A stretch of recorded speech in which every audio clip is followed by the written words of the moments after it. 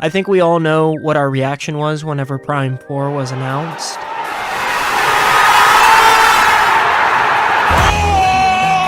It was definitely a defining moment in Nintendo history, but sadly there was little substance to back it up. We eventually found out that allegedly Bandai Namco made a really terrible version of Metroid Prime 4, and it wasn't very good at all, and Nintendo actually had to cancel it, which good on Nintendo for not tarnishing the Metroid Prime name with a terrible game just for sales. So we had basically a restart in production for the game. And all these years later, I can't help but feeling a little bit disappointed for this whole entire process. And not really looking forward to the Metroid Prime that we've seen the trailer for with a huge amount of hype. It's kind of clear that Retro Studios is kind of a different entity than what it used to be. Most of the lead designers for the first few games are gone. And we don't even know exactly what happened with Retro's last game. It's kind of a horrible situation where we have no idea what Retro's been doing for almost a decade. All they've done is help ports in Mario Kart 7. We have no idea exactly what happened to their last project, which means their last project was either really bad or Nintendo was really awful at managing them, or a mix of the two. So we have really no track record for what this new Retro Studios is. Makes looking forward to this new game kind of sketchy at best, you know what I'm saying? Lately, I've been reminded of how some of my favorite studios, such as Retro, even say Rocksteady, are just not the studios they used to be. It just feels really sad to see a studio that you once loved, a studio that used to have such a clear identity, such a clear way of making video games that was quality, just kind of crater and become a shadow of their former self. But we do have to recognize that people move on from companies, and companies aren't the same forever. A lot of people might not want to hear that. Sorry, kids. Sometimes your dreams don't come true. But let's be reasonable about all of these things, because I do think there is a reasonable amount of quality to be expected from a new game. I don't think this game is going to be awful. But let's talk about the legacy of the Prime games and how they factor into all of this.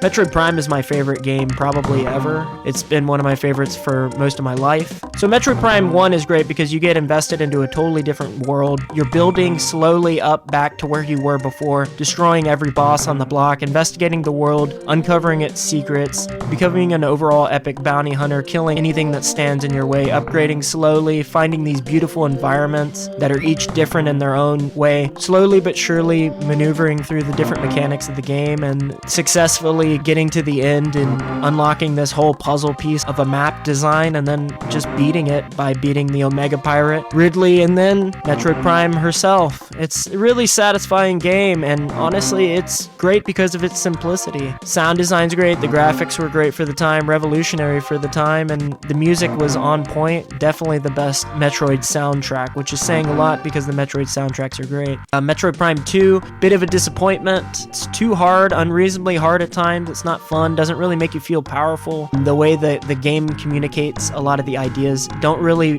sink you into that beautiful world, that beautiful scary world. It's just a scary world. You don't feel like you're making that much progress. A lot of the upgrades aren't as cool as the first one. Sanctuary Fortress feels like it's plucked from a different game. Feels like it's from Prime 1 or Prime 3. Sanctuary Fortress is awesome. The boss fights are awesome. Some of the boss fights elsewhere in the game are pretty awesome too, but the game is hard as nails and doesn't really pull its punches. Great soundtrack though. It's definitely a disappointment to me. I might need to replay it one of these days though.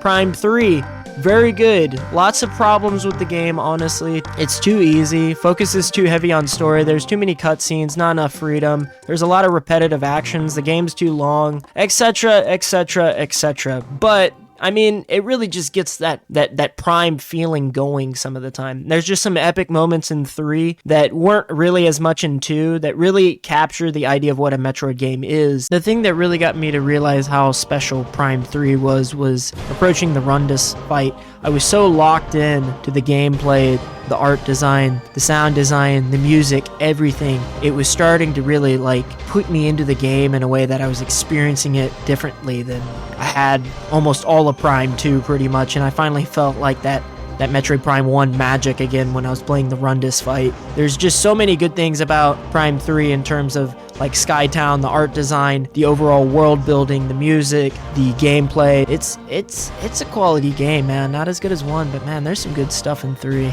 So yeah, that's my feelings on the overall trilogy. But here's the thing, even though Metroid Prime 1 is like one of my favorite games ever, and pretty much the favorite game ever, doesn't really mean from a design point, I think that there's something revolutionary about the game. The game is very simplistic in its design philosophy, and simplistic in the way that it invests the player into its story, and how it progresses game mechanics and upgrade systems, and how exploration works. It's all very simplistic, but it's pulled off extremely well. So I don't think it's actually that hard, in theory, to make a game that's better than Metroid Prime 1. Now, in practice, yeah, it could be a very challenging thing to actually make a game that's better than one of the best games ever. Metroid Prime 1 revolutionized so many things. It was the best looking game on the market, incredibly good atmosphere, great soundtrack, incredible boss fights for the time. I mean, just an overall slick experience, very tight. Not that many sections of the game are dragging. It's a gold game. So when approaching a new Metroid Prime game or a new Metroid first-person game, honestly, I would like it to be in the upper echelon of being around where Metroid Prime 3 is or Metroid Prime 1. Honestly, I'd love it to be better. But let's be honest, I mean, it's hard to make games that are that good. So I'm not trying to think like, oh, this is going to be literally the greatest game ever. I think you're setting yourself up for failure there. But do I think honestly that this game is even going to be as good as Metroid Prime 3 or even in that range? It might not even be as good as Metroid Prime 2, to be honest. This is where I'm kind of getting into like sad kind of doomer vibes here, because it's just like, because looking at what I'm seeing doesn't really make me enthusiastic about the product. Okay, so what exactly is going on here with the trailer? This has got to be probably the worst reveal trailer I've ever seen for any video game. Now, the game itself doesn't look awful, to be honest. The game looks pretty good. But, I mean, this is just a horrible reveal trailer in every single respect. There's barely any cinematics shown. We have barely any idea of what the game is. It seems like it was a gameplay trailer that was cut down to be a short trailer, which was a gigantic mistake in my opinion. The graphics are extremely disappointing. When Prime 1 was the greatest looking game on the market, and then Metroid Prime 4 is actually on Xbox 360 hardware, I don't think it's surprising that the pixel count and the polygon count, the textures themselves are pretty disappointing. Nintendo's decision as producers of the game and producers of the console have dripped into what Metroid will now be. It will now be an underperforming, underpowered game in the market. It won't have the best tech, which is sad, but it can still be a good game. Overall art design, I'm not the biggest fan of Samus's design. Silex doesn't look that great either, but Samus's design could have easily been worse. I've seen worse design in recent years. Design philosophies for art design has gone out the window, so honestly Samus's isn't that bad. It's far too slim though. It's not the worst in the world. I can see myself getting into it. The world design, the skyboxes and everything, the art there looks really good. It feels very in line with the Prime experience. The music at the end gave me that Prime vibe, which was cool. The music at the beginning of the main theme really didn't make me feel like Prime 1 or Prime 2 menu music vibes, or you were just getting pumped up to play the games.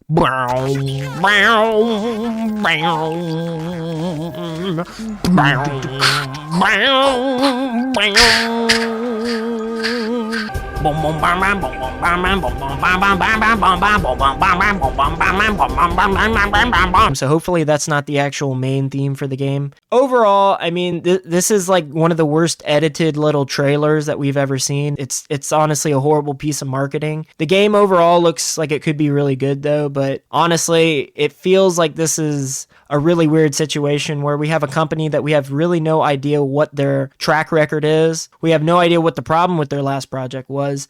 And then they come in and they're making the sequel to some of the most well-received games ever made. And I'm not gonna lie, I'm not really that hyped for this game. Maybe it will be great. If it's in the Prime 3 range, then, I mean, honestly, like, I'd be happy. I'm not expecting the moon and back of these games. I don't really have that many expectations for video games anymore. So if it can give me just a little bit of that juice, the Jamba juice of Metroid is the power of exploration, the beauty of finding alien worlds, defeating bosses and becoming empowered and overcoming challenges in the open world. If this game has any of the Jamba Juice of Metroid, then honestly, like, if it's in the Metroid Prime 2 range or the Metroid Prime 3 range, I could still get down with it. In some aspects, I'm not that hard to please, but honestly, even when I'm not that hard to please, games these days really just seem not to be cutting it anymore. I'd love to hear your opinions on the topic, and the whole idea of hampering expectations for most video games in general going forward. We've been burnt by a lot of disappointing games from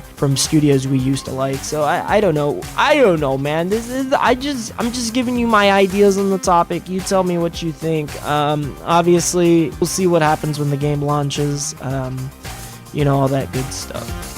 So yeah,